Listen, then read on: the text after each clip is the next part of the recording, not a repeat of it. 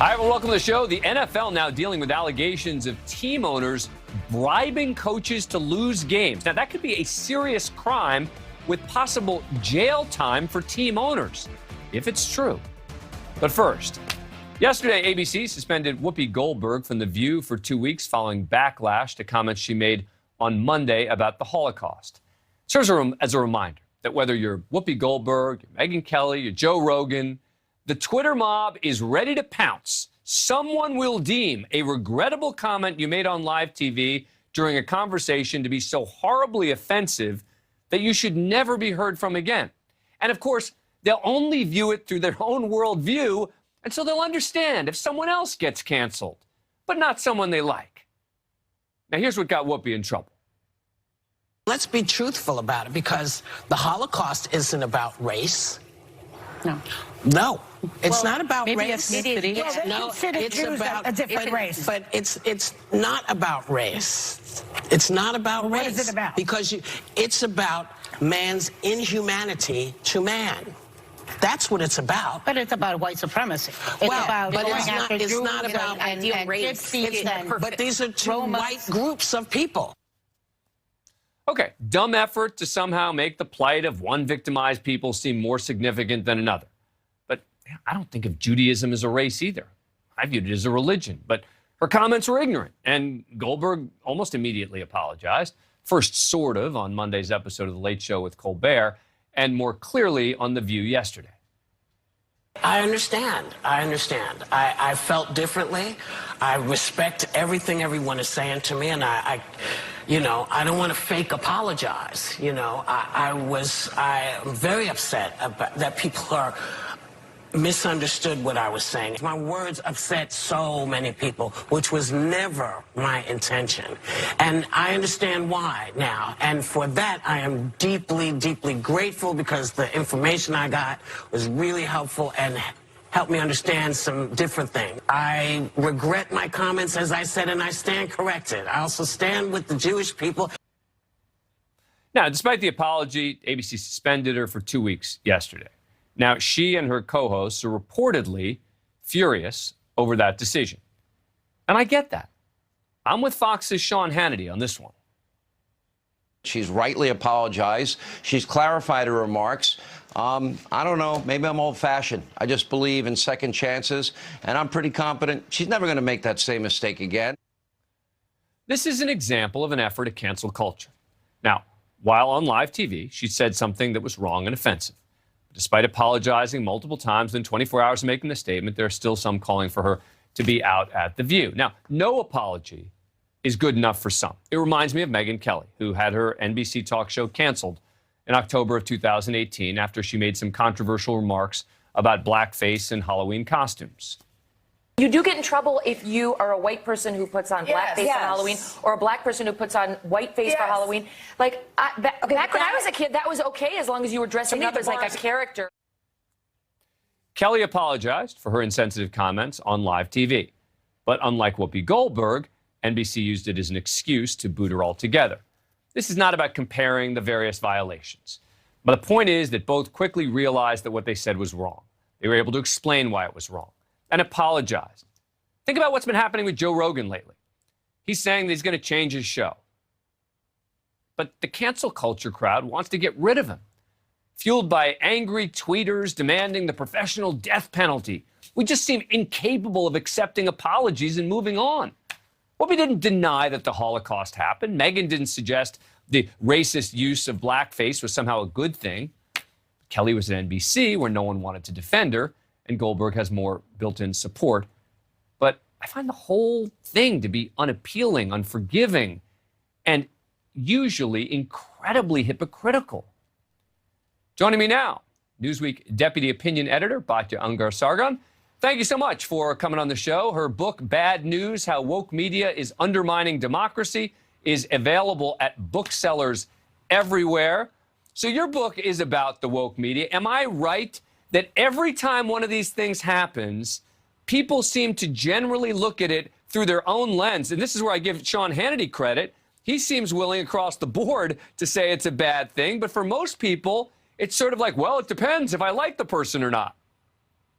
You know, it's so funny because Disney fired Gina Carano for posting something where she made an analogy between the Holocaust and COVID restrictions. Now, I don't agree with those analogies. I think they're kind of gross, but she was immediately fired, whereas Whoopi, I actually don't think is going to get fired. Whoopi apologized very sincerely, but I think a lot of it has to do with what you just said. It's whether you have support, whether you have the right politics. Whoopi clearly, offended people who you can get away with offending, whereas Gina Carano really didn't, and so she got the boot. Yeah, I mean, let me play this. So this was, and I got to give Fox News credit for this because I just happened to catch this on their air in the last hour, where they compared what was said on MSNBC's Morning Joe. They compared what they said about Whoopi versus what they said about Joe Rogan. Let's watch. This is something that is just going to start getting ridiculous. I mean, if Whoopi Goldberg is canceled, that would be the end of this all. This cancel culture is getting so out of hand. This is so stupid. It's so stupid. It is getting a reaction, and they're trying to deal with it, but they're trying to deal with a situation that they made a decision purely based on money. Yeah, and now they're paying for it. Spotify said it was a total cop-out.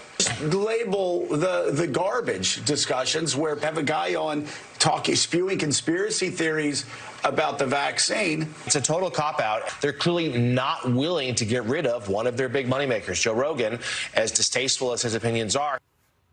Now, I might not go as far as using the chyron that they use on Fox to talk about the show, et cetera, but it is a valid point, which is I typically say if people apologize and they do it quickly and it wasn't an end-of-the-world comment that shows that the person is fundamentally a horrible human being, you don't cancel them. You don't just say we're going to get rid of them. But there is so much pressure right now, not just from within these places, but also with everyone weighing in to say, this is so unacceptable. This is beyond the pale. How could we ever accept or condone this? We've gone mad. You know, I think it's so funny because what you just pointed out is so accurate. What you have is you have liberals braying for the cancellation of people who are conservative or people like Joe Rogan who are actually liberals but don't share their politics on COVID. And then you have conservatives sort of defending liberals, right, when people try to cancel liberals because they don't believe in cancel culture. Look, at the end of the day, Whoopi's apology was very sincere. She said something terrible. She apologized sincerely. She doubled down. She then apologized sincerely again. And I don't think that she should be fired. You know, obviously, people have to be able to learn from their mistakes. I will say, I think the worldview underlying what she said was very, very dangerous. The idea that, we only recognize crimes that are committed by white people against people of color. And when you have the Nazis who were white, who saw the Jews as a different race, but of course, we don't accept that, race is a social construct, right? They saw the Jews that way, but she literally couldn't recognize that the Holocaust was about race because to her, Jews look like they are white. Like, that worldview is so pernicious. Yeah, look, and I will tell you that a few years ago, I actually went on The View to talk to Whoopi about why the allegations against Bill Cosby were very serious, despite the fact that at the time there had not been a prosecution. And I will say this about her.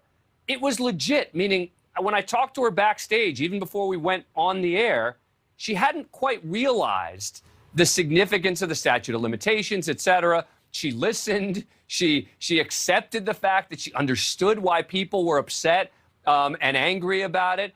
But this isn't, to me, about Whoopi. It's not about Whoopi or Joe Rogan or Meg. It's about the hypocrisy that makes me so crazy on this topic. And look, you've written in your book, was the hypocrisy angle a significant portion of it? Yeah, of course, because you really are seeing how the liberal media has been co-opted by a very, very overeducated, super progressive, woke contingent, and all of the media is being produced for them. And so everybody's asking themselves, are we going to get canceled by those people on social media? Are they going to come for us on Twitter? And then trying to satisfy that tiny, tiny elite. And they often talk about race and gender and use those things like with Megyn Kelly, right? Or with COVID, like with Joe Rogan, in order to distract from the real issues that we should all be talking about, which, of course, is income inequality and class and things like that. Yeah. All right. Batya, thank you so much for coming on the show. I think it's an important discussion. Appreciate it. Thank you for having me. Coming up, a well-known big city prosecutor accused of lying to get money to pay for vacation homes. Now she's trying to turn the tables and change the narrative, going on Joy Reid's MSNBC show to claim a corrupt federal prosecutor is going after her because she accomplished too much as a racial justice warrior. Yes, she's claiming the charges are all race and politics. We'll dig in up next. A big city prosecutor under federal indictment is now making a jaw-dropping charge against the federal prosecutors who are prosecuting her. She's claiming that the only reason she's been indicted is because of her race, her efforts fighting for racial justice, and politics. Baltimore's city state's attorney, Marilyn Mosby, was indicted last month on 2 counts of perjury and 2 counts of making false statements on mortgage applications. She's accused of falsely claiming, quote, adverse financial consequences under a COVID legal exception designed to help people cope with the pandemic. She allegedly used that excuse to withdraw money from her retirement fund with the city of Baltimore, which she wouldn't have otherwise have had access to without paying severe penalties, and then purchasing 2 vacation homes in Florida. Now Mosby is fighting back by leveling charges of corruption and racism against a federal prosecutor named Leo Wise. Tuesday night on MSNBC, Mosby made the explosive charge that a federal prosecutor is targeting her because she was so effective at fighting for racial justice. I expected as a state's attorney that, fighting for racial justice in the criminal justice system, fighting to end mass incarceration in a state where you have the largest sort of incarceration of Black people in the entire nation, I understood that I was going to get pushback. I never expected the lawsuits, and I never expected to be on this side of the fence when the only thing that I'm attempting to do is to provide equal justice to all, regardless of race, sex, religion, and occupation. Mosby and her attorney found a friendly venue to air their claims unchecked Tuesday night when they visited Joy Reid's show on MSNBC. Reid made it clear where her sentiments lie during the introduction to the segment by directly linking Mosby's decision to stop prosecuting crimes such as drug possession and prostitution to the charges against Mosby herself. So I will admit, I was surprised when Attorney Mosby came back into the news cycle at very much the other end of the spectrum, accused by the Justice Department of financial crimes and facing up to 20 years in prison if convicted. Yes, I mean the same Justice Department that seems to be awfully slow when it comes to the former president, Donald Trump. Of course, that's Joy Reid's take. But Mosby says that this prosecutor, Leo Wise, donated to the campaigns of 2 of her opponents back in 2018. It's true. Wise gave $100 to 2 candidates. One of those candidates is running against Mosby this year. But they're also both Democrats. They're not Republicans with starkly different agendas. Most importantly, let's not minimize what Mosby and Reid to some degree are alleging here. They're saying that the Department of Justice, under the watch of a Democratic president, is corruptly prosecuting her on the basis of race and politics. This is a serious claim, one that should not be made lightly and deserves the highest degree of scrutiny. Joining us now is Philip Turner. He's a criminal defense attorney out of Chicago and a former federal prosecutor. Thank you so much for joining us. Appreciate it. All right, so you have followed this case closely. What do you make of her allegations? Well, I think one thing you have to add is the current U.S. attorney, Mr. Barron, I believe, is Black. And obviously, in the U.S. attorney's offices, the indictments are approved by the U.S. attorney, and certainly he's there supervising the entire office. This is highly, highly unusual, and it's a tremendous gamut by the defense in trying to see if they can't pressure the Department of Justice into dismissing the case or trying to influence public opinion ahead of a jury trial, which is done sometimes by the defense because the prosecution, when they announce an indictment, they have a press conference and they release a press release. And so people hear that. And oftentimes the defense wants to push back. But to push back with something this explosive and this type of allegation is extremely serious. especially under the circumstances. And obviously, yeah. It's a very difficult situation, especially for the Democratic Party, because obviously the Democratic Attorney General, administration, and this coming up before the midterms, it's very, very explosive.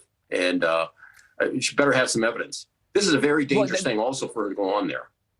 That's the point, right? I don't know if she's guilty of these crimes or not. Let's let the legal system play itself out in that regard. But the notion that she's going after the prosecutor, saying, oh, well, you know, this prosecutor, and it's not just sort of was unfair, was tunnel vision. Those are the sorts of typical arguments you hear. This is going way beyond that. In fact, this is actually number one on our sound bites. This is again, Mosby talking about how they're out to get her because of her racial justice prosecutions.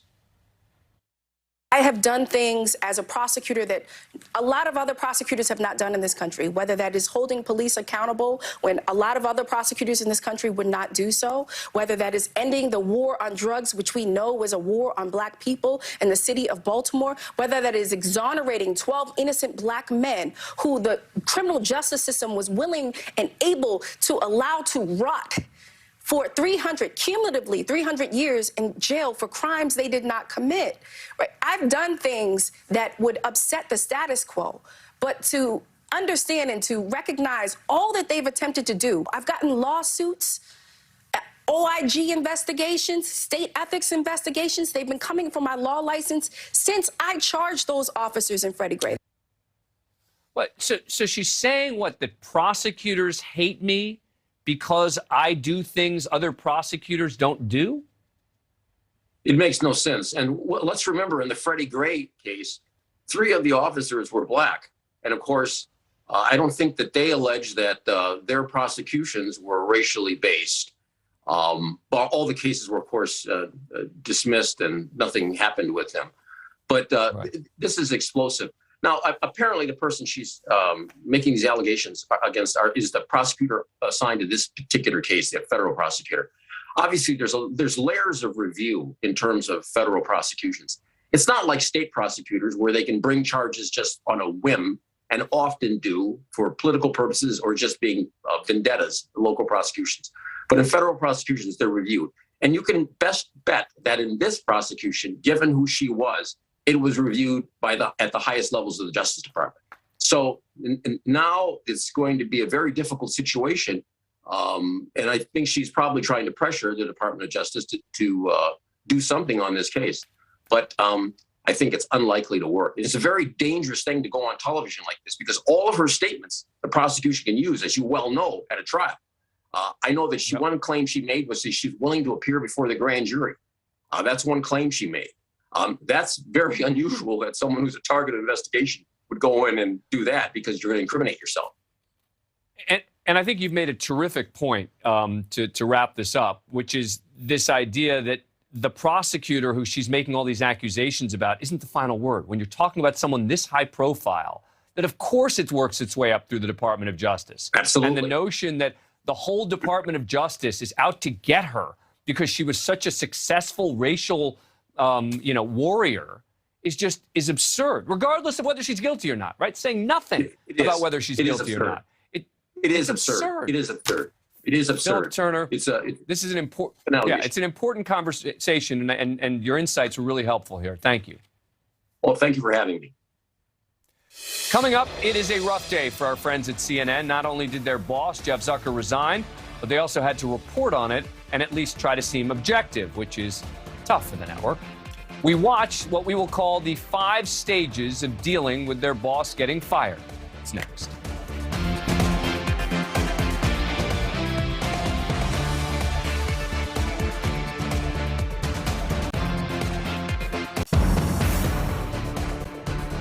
Time for our Mediaite Moments, where we check in on the day's bias, buzz, and bull in the world of cable news and beyond. Late last night, I got a weird and angry tweet from a top CNN PR person complaining about a story on Mediaite.com, which I own, and calling it a garbage site. I thought to myself, has the guy been out too late? Maybe had a few cocktails? I ignored it. But now I think I know why he was having such a bad night. We have news now to report involving our network. CNN President Jeff Zucker has just resigned after disclosing a consensual relationship with a colleague. The media world was stunned by the sudden news that Jeff Zucker had resigned as the head of CNN.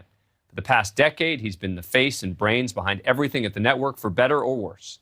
So now CNN has to cover the story about their boss leaving and try to seem objective, as news people must do. And after watching the coverage, we're going to call it the 5 stages of dealing with my boss getting fired or resigning. The first phase, praising your former boss. Zucker's been a larger-than-life figure at this news organization for nearly a decade, a pioneering figure. And now his resignation is stunning this newsroom and the news industry.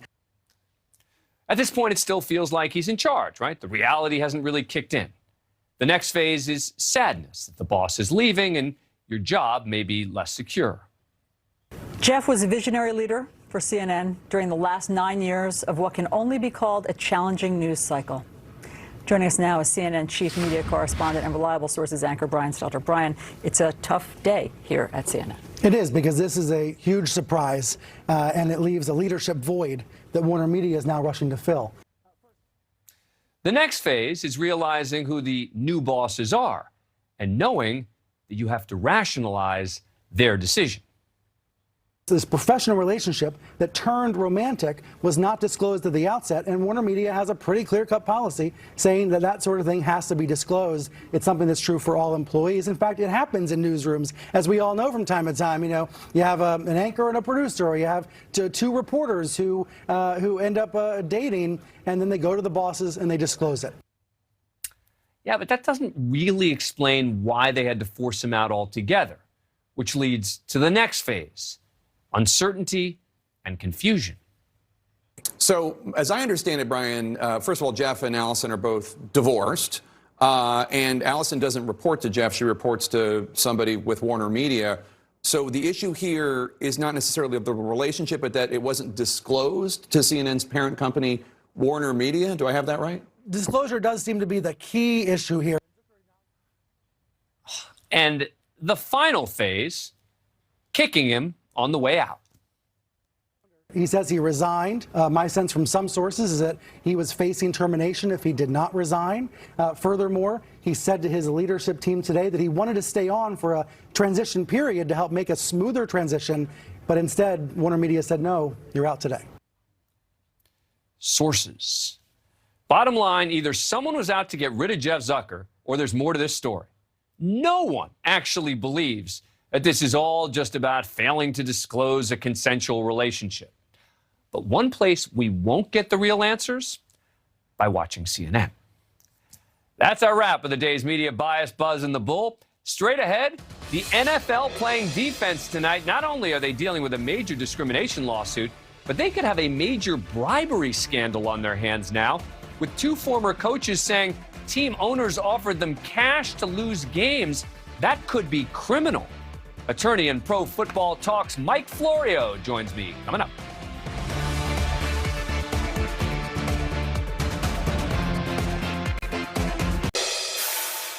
The NFL, its teams' owners are on defense after former Miami Dolphins head coach Brian Flores filed a class action lawsuit, at least he's hoping it will be, alleging discrimination against black head coaches and executives.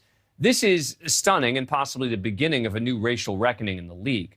But what really has me intrigued as a legal matter is Flores' claim that Dolphins owner Stephen Ross offered him $100,000 for each loss the team suffered in 2019 in an attempt to get the Dolphins a top draft pick. Because the worse your team does the previous year, the higher you land the next year on the draft to try to even the league out.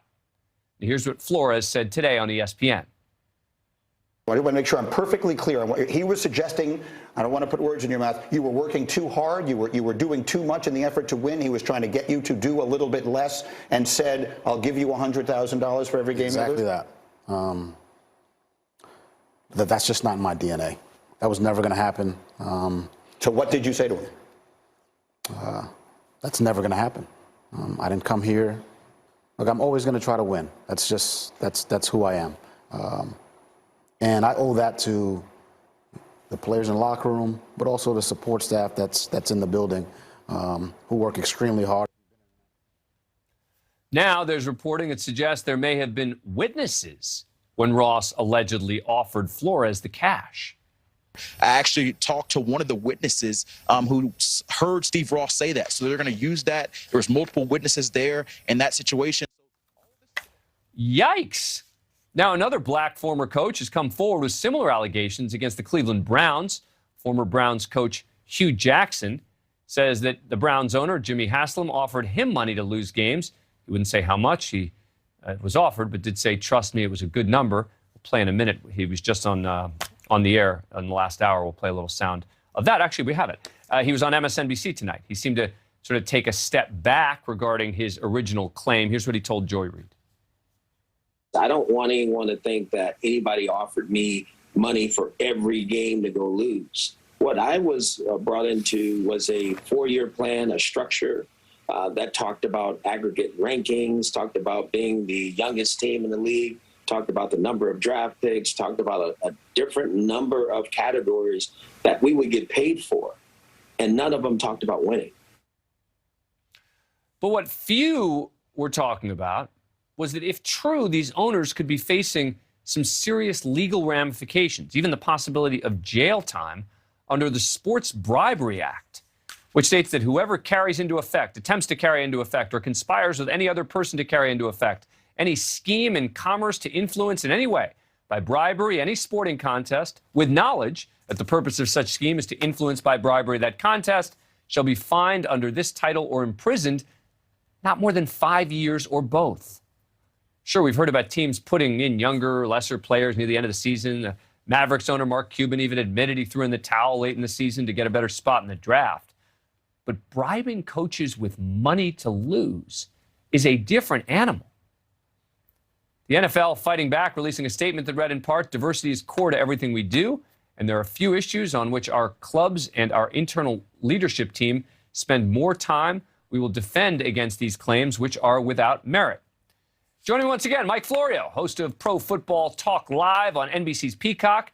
Not only one of the premier insiders in all of pro football, he's also a longtime attorney as well. His upcoming book is called Playmakers, How the NFL Really Works and Doesn't. Thanks again for joining the program. Appreciate it. You and I talked about this before. I don't see how they avoid at least a serious federal criminal investigation here. You're right, Dan. And the additional evidence coming from a report published by NFL Network, the television network owned and operated by the NFL, partially owned by Stephen Ross himself. There's a witness. You know, it's one thing to say Brian Flores claims it, Stephen Ross denies it. You get a tiebreaker in there. Now you're going to get somebody's attention. Now you may have a prosecutor put together a grand jury. Now you may start seeing momentum build toward a possible indictment of Stephen Ross. I was stunned that that report regarding a witness who will corroborate Brian Flores came from the NFL's in-house media conglomerate, and that just makes the problem worse. And earlier tonight, ESPN reported that the NFL, which said yesterday the claims are without merit, now investigating the Brian Flores claim about the $100,000 per loss offer. So in the past 30 hours or so, apparently the NFL has decided maybe there's some merit there after all. And, you know, it's not just about the legal side. The notion of asking a coach to lose games is a big deal, meaning it's not just about the general sense that anyone who's coaching wants to win, but their records go down, right? I mean, you lose the last 2 or 3 games of the season, it might not matter in terms of your standing, but it does matter for that coach in terms of getting their next job. Oh, you're absolutely right. Maybe that's why Stephen Ross thought he needed to offer $100,000 per loss to make it happen, to get Brian Flores to look the other way and take those permanent negative marks on his coaching record. And it has happened in the past once you get to the point where teams are eliminated from playoff contention, they're not playing for anything. They put in the backups. You mentioned that earlier about the Mavericks. What Ross, I believed, wanted to do in 2019 was throw in the towel from week one.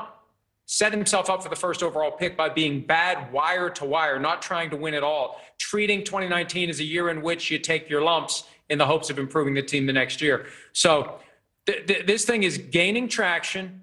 It's as big of a deal, I think, as the racial discrimination allegations that Brian Flores is making. It's two separate problems for the NFL. They got to figure out how to work their way through it. It's not going to be easy. Right, but from reading through the lawsuit, a lot of the claims about discrimination were kind of big picture, right, which was more of a systemic problem at the NFL. He's still got to prove as a legal matter with regard to discrimination that that's the reason that he wasn't hired, more than just sort of the big picture numbers. This $100,000 allegation is so specific, and it seems now potentially so provable that in many ways, again, as a legal matter, that just may be more dangerous to them. Well, right. But I struggle with the question of whether or not the $100,000 offer, if, as it is clear from Brian Flores' statements, was rejected, if it was indeed made, if that's the source of the frustration that Stephen Ross had with Brian Flores and contributed to the decision to fire him, that's not based on race. So things get muddled up very quickly. And, the reality is that the umbrella that hovers over this entire litigation is the fact that for forever, the NFL's hiring record has been abysmal when it comes to black head coaches. And that's going to help Brian Flores tremendously. The words that have been uttered publicly on the record by Troy Vincent, the executive VP of football operations, will help Brian Flores. But when it's time to actually parse out what the reasons were for his termination, if you go too hard on this notion that it was because I refused to tank, you undermine the notion that you were fired and not given a fair chance because of your race. Real quick, do you think that Brian Flores can get another job in the NFL now? It's going to be very difficult. And I think one of the reasons the NFL never thought they would face a lawsuit like this is you have to assume the very real risk that you're going to be blackballed like Colin Kaepernick was a few years ago. Different factual setting altogether, but once you come after a closed shop with only 32 businesses in it that all operate under the shield of the NFL, you have to assume it's going to be very difficult to get one of those other teams to give you another chance. Mike Florio, great to have you back. Thank you for your time and insight. Appreciate it. Thanks, Dan. Coming up, a Missouri teacher accused of having a sexual relationship with a student is now off the hook. She will not be charged. I'll give you a clue as to why. Remember the Mary Kay Letourneau case? This insane story is coming up.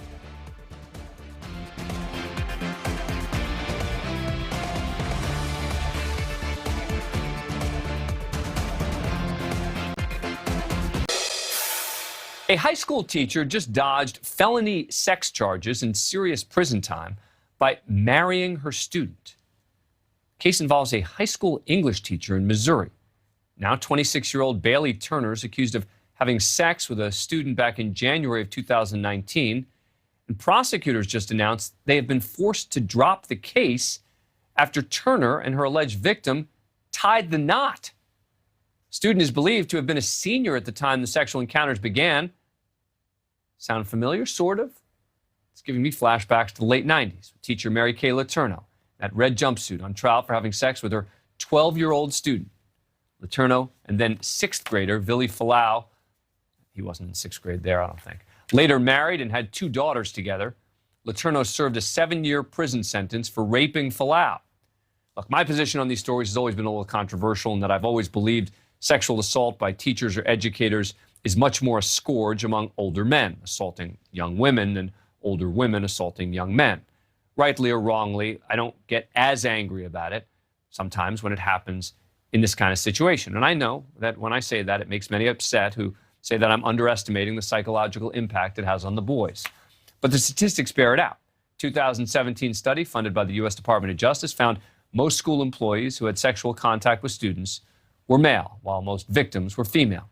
57% of cases studied involved a male teacher or school worker and a female victim.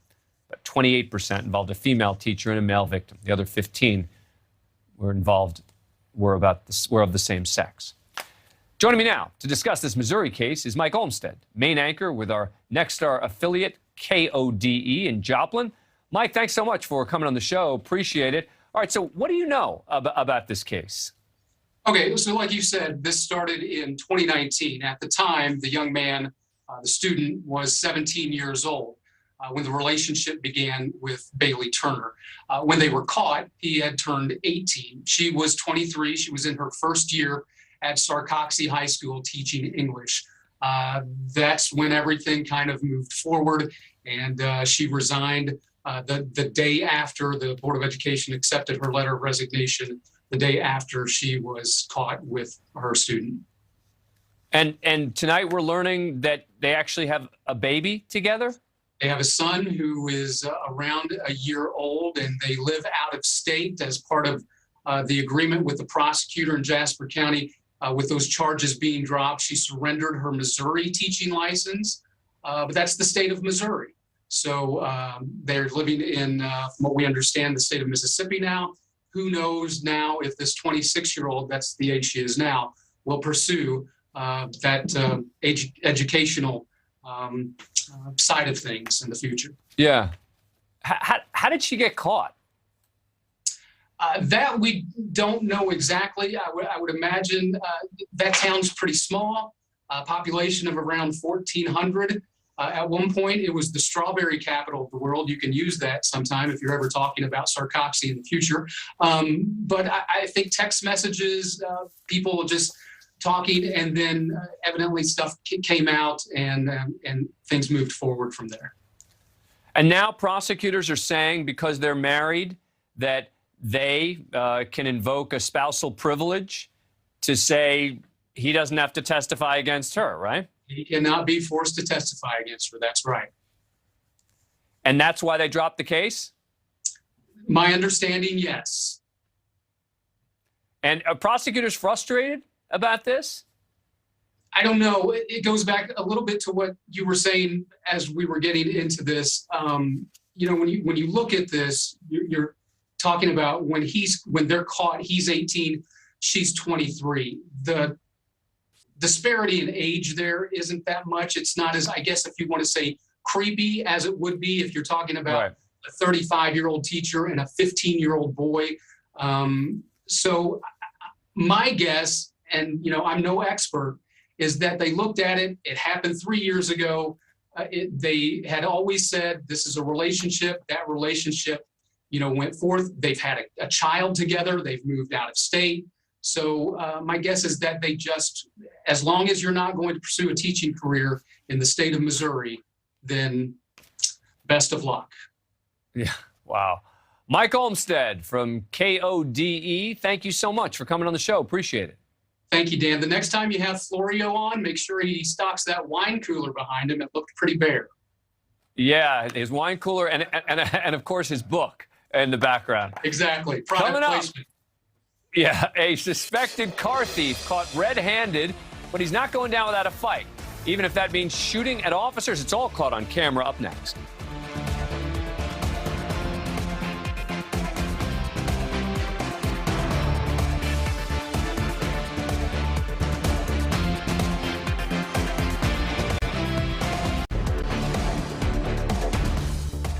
We're on scene with surveillance video from Chicago police tonight showing the dangers that officers face every day. Last week, a license plate reading camera spotted a stolen Honda. Police boxed the car in as it was stopped at a red light downtown. The driver tried to get away, but smashed into the car behind him. An officer then walked up to the passenger's window.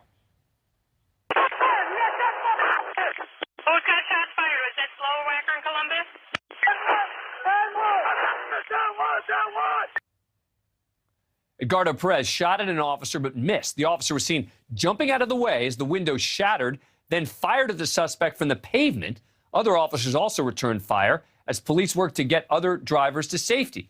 Perez was hit 3 times and taken to the hospital where he survived. Police found the gun Perez used in the shooting that had an extended magazine along with a revolver in the back seat. Perez is charged with attempted murder among other counts. A judge has denied him bond. A second suspect in the car is facing weapons and drug charges, and a third suspect is charged with receiving and processing a stolen vehicle.